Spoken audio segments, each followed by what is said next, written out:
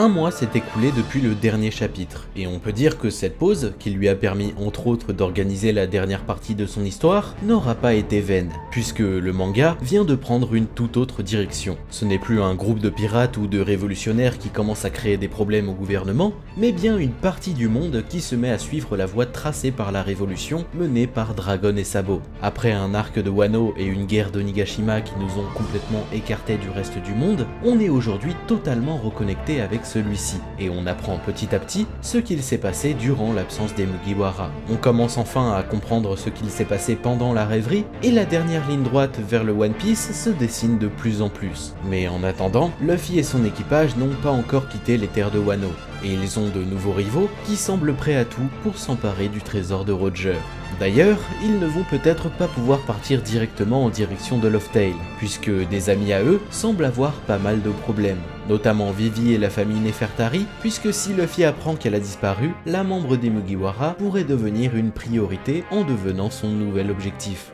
Ce chapitre nous apprend beaucoup de choses et met en place énormément d'éléments pour déclencher les prochains événements du manga. Au passage, si la vidéo vous plaît, n'hésitez pas à vous abonner à la chaîne et à mettre un pouce bleu, ça me soutient énormément.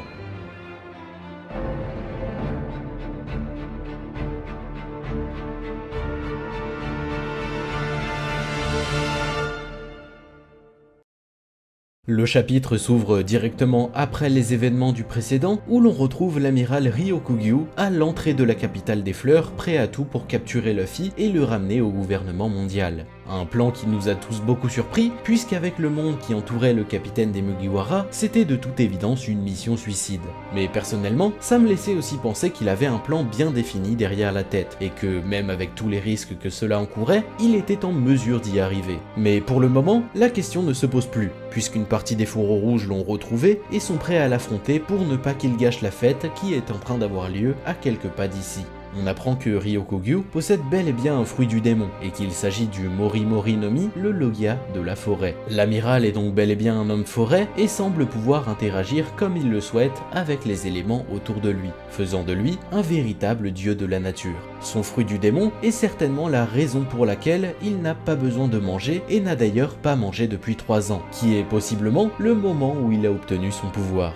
Il n'aurait donc pas besoin de se nourrir, puisqu'il serait en quelque sorte une racine vivante prête à absorber toutes les ressources présentes dans la terre. On le voit enfin se battre, et la première attaque qu'il nous montre pourrait directement nous indiquer l'éveil de son fruit du démon, puisque comme beaucoup de Logia présentés jusqu'à maintenant, on retrouve cette capacité de se transformer en une espèce de créature géante liée à l'élément de leur pouvoir. On a pu voir ça avec Ener, César ou encore Monet, et justement, peut-être que cette caractéristique est propre à l'éveil des Logia, qui pourrait par la suite être capable de modifier le climat d'un environnement comme on a pu le voir sur Punk Hazard avec Akainu et Aokiji. Évidemment, ce n'est qu'une théorie, qui existe déjà qui plus est, mais le fait de voir ça ici avec Ryokugyu nous conforte un peu plus dans cette idée.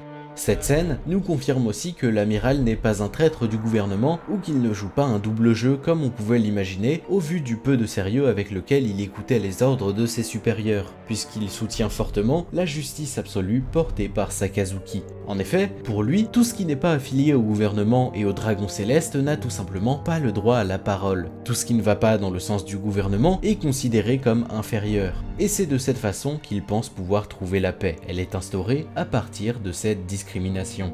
Évidemment, c'est à l'opposé total des valeurs de Luffy et de son équipage, et Yamato qui vient de le rejoindre n'en fait pas exception, et l'attaque avec un coup qui le met à terre, mais qui n'a pas non plus l'air de l'avoir énormément bousculé. Momonosuke intervient aussi pour l'éloigner le plus possible de la capitale des fleurs, qui continue de fêter leur libération, mais surtout pour tenir sa promesse, qui est de fonder un nouveau Wano plus sûr, et où les habitants du pays pourraient vivre tranquillement. Le nouveau shogun empêche alors ses vassaux et Yamato de se battre pour une raison qui reste encore un peu floue, sûrement pour ne pas causer plus de dégâts au pays et pour tenter de trouver une autre solution pour conserver la paix qu'il vient tout juste d'instaurer. Mais j'ai l'impression qu'il y a autre chose derrière cette volonté. Peut-être qu'il a des informations à lui demander ou qu'il a une raison pour ne pas entrer encore plus en conflit avec le gouvernement mondial. Peut-être qu'on en saura plus dans les prochains chapitres. On se dirige maintenant au large du pays de l'harmonie, où Shanks et son équipage naviguent en ce moment même. Comme le reste du monde, ils apprennent ce que Luffy vient d'accomplir. Le reste du groupe est enthousiaste à l'idée de revoir Luffy, mis à part Yasopp qui a peur de revoir son fils qu'il a abandonné quand il était petit. On a un rapide résumé de ce qu'il se passe sur leur territoire, avec notamment Bartolomeo qui a brûlé l'un de leurs drapeaux pour le remplacer par celui de Luffy. Pour ceux qui seraient passés à côté, c'est un événement qu'on a déjà vu dans le manga, puisque c'est une scène qu'Oda a dessinée dans la mini-aventure de la flotte des chapeaux de paille au chapitre 875. En regardant sa prime, le roux se souvient du jour où ils ont mis la main sur le fruit du démon qu'il a volé au gouvernement. On y voit l'équipage prêt à tout pour s'en emparer, malgré le fait que Woozwoo, présent sur le bateau, ne comprenne pas le but de leur assaut. Plus tard, l'ex-agent du CP9 a compris que c'était un fruit spécial auquel le gouvernement tenait, puisqu'il a été destitué de ses fonctions et a été envoyé en prison, comme il l'explique à Jinbei au chapitre 1018. Cette scène me fait me dire que Shanks avait un plan bien défini derrière la tête. Ce fruit est important et ce serait même la clé pour se rendre jusqu'au One Piece. En effet, la décision de Shanks ne peut pas être anodine. S'il a décidé qu'il était temps de partir chercher le One Piece, c'est que c'est maintenant qu'il faut agir. En voyant la photo de Luffy, que le gouvernement ne voulait de base pas dévoiler au monde, Shanks aurait compris que le fruit du capitaine des Mugiwara était lié à Joy Boy à travers l'éveil de ses pouvoirs. Et pour pouvoir faire ce que Roger n'avait pas pu faire il y a 25 ans, il fallait que ce fruit du démon réapparaisse. De toute évidence, Shanks sait des choses que le reste du monde ne sait pas, et même s'il n'a pas pu se rendre sur Loftail, son capitaine reste celui qui l'a découverte. Dans le chapitre 968, quand Roger et le reste de l'équipage retrouvent Shanks et Baggy, le roux lui pose une question avant de se mettre à pleurer. Encore aujourd'hui, nous ne savons rien de ce qu'il s'est dit ce jour-là. Mais selon moi, si Shanks a affronté le CP9 il y a 12 ans, ce n'était pas pour rien, malgré la difficulté de l'affrontement, comme Ben Beckman nous le fait comprendre dans le flashback. Le capitaine n'en a rien à faire et veut atteindre son objectif quoi qu'il en coûte. À travers ce rapide flashback, on comprend qu'il savait très bien ce qu'il faisait et qu'il attendait simplement le bon moment, le moment où ce fruit serait éveillé. Maintenant, ses véritables intentions ne sont pas connues, et une théorie a commencé à tourner dès les premières infos qu'on a eues du chapitre. Théorie qui dit que ce n'est pas un hasard si ce chapitre et le film Raid centré sur Shanks sortent plus ou moins au même moment. En effet, Oda a révélé dans le SBS du tome 103 que le film n'était pas canon, mais qu'il allait dévoiler certaines informations sur Shanks qui, elles, le seront. Dans le trailer du film, on peut le voir notamment abandonner Uta et partir avec des trésors lorsqu'elle était enfant. À partir de ça, beaucoup pensent que la pose d'Oda était une façon de faire correspondre ce chapitre avec les révélations possiblement canon du film Raid. Et Shanks ne serait pas aussi gentil et bienveillant qu'on le pense depuis le début du manga. Évidemment, ce n'est qu'une théorie basée sur un SBS pas encore publié et donc traduit par des gens comme vous et moi. Les traductions ne sont donc pas officielles et il est très simple de se faire avoir par une phrase moins bien tournée. C'est d'ailleurs pour cette raison que je ne me penche jamais sur des phrases précises dans mes reviews. Tout simplement parce que j'utilise les scans qui sortent en avance et qui ne sont pas des traductions officielles. Il n'est donc pas exclu qu'il y ait quelques erreurs d'interprétation. On se base aussi sur un simple trailer d'1 minute 30 qui se dément lui-même, puisqu'à la fin, on peut entendre Luffy expliquer à son ami que si son père a fait ça, c'était pour la sauver et pour la protéger.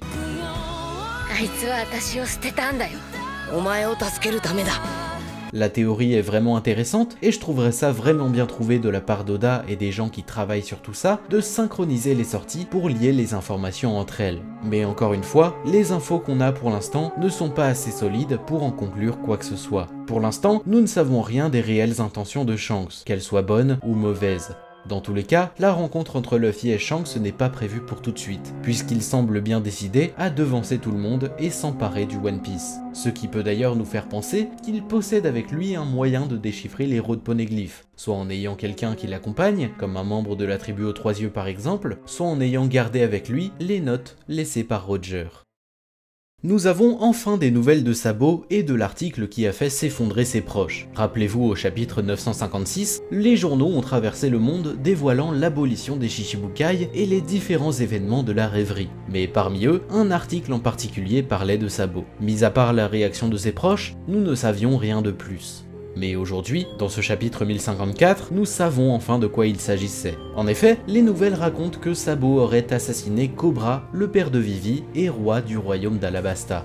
Mais évidemment ce n'est pas tout. Sabo et un groupe de quelques révolutionnaires étaient bel et bien sur les terres saintes de Marie-Joie au moment de la rêverie. Mais dans un tout autre but, puisque leur objectif initial était de simplement déclarer la guerre aux dragons célestes. Mais en s'y infiltrant, ils ont découvert que Kuma y était retenu prisonnier et leur servait d'esclave et ont alors tenté de le sauver avant de se confronter à Ryokugyu et Fujitora. Dans ce chapitre, on a enfin la conclusion de la plupart de ces événements. Pour déclarer la guerre au gouvernement, ils ont brûlé le symbole de la noblesse mondiale qu'on retrouve notamment sur les esclaves. Un message fort, similaire à celui que Luffy leur avait envoyé sur Enies Lobby. Ils ont ensuite bel et bien affronté les amiraux et ont réussi à s'échapper en emportant Kuma avec eux avec l'aide de Sainte Miosgarde qui a pris conscience de certaines choses il y a 10 ans grâce à la reine Otohime. Comme je l'ai dit plus haut, les journaux affirment que Sabo a tué Cobra pour envoyer un message fort en faisant tomber l'un des 20 fondateurs du gouvernement. Une partie du monde a rejoint la cause des révolutionnaires et est plus qu'enthousiaste à l'idée de voir s'effondrer le système actuel basé sur les dragons célestes et le gouvernement mondial.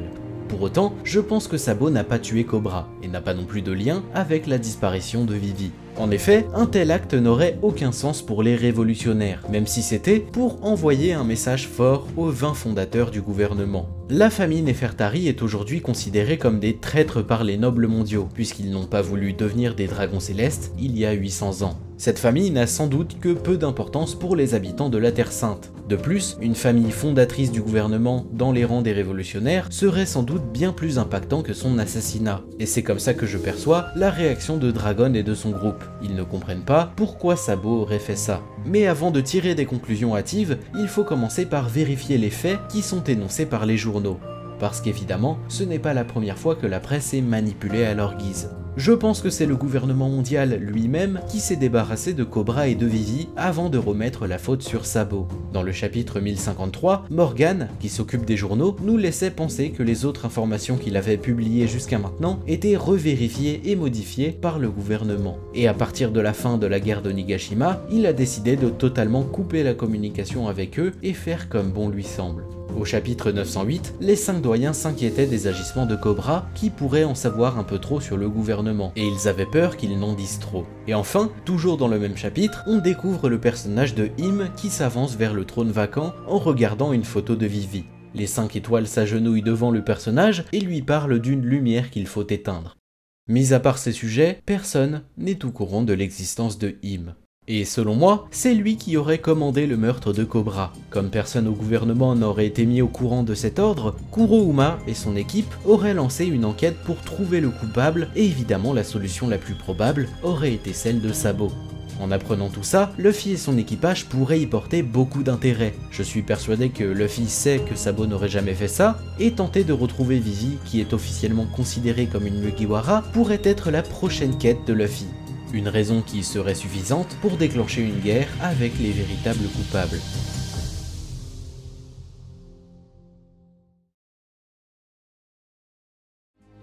Ce chapitre nous donne beaucoup de réponses, mais nous pose également énormément de questions. Par exemple, je ne me suis pas spécialement penché sur la révolution des 8 pays.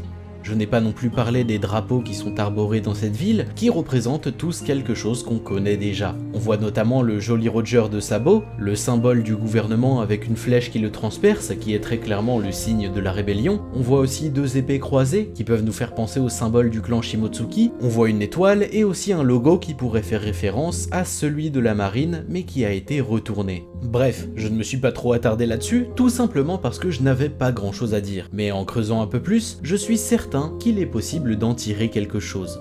Pour finir, je trouve que c'est un excellent chapitre qui amène très bien la suite des événements. Nous avons été totalement coupés du monde pendant Wano et Onigashima, et on voit enfin toutes les conséquences que tous ces événements récents ont pu avoir. C'est sûrement la partie du manga que j'attendais le plus, donc je compte sur vous pour vous abonner à la chaîne, parce que je ne manquerai pas de suivre avec attention tous ces chapitres.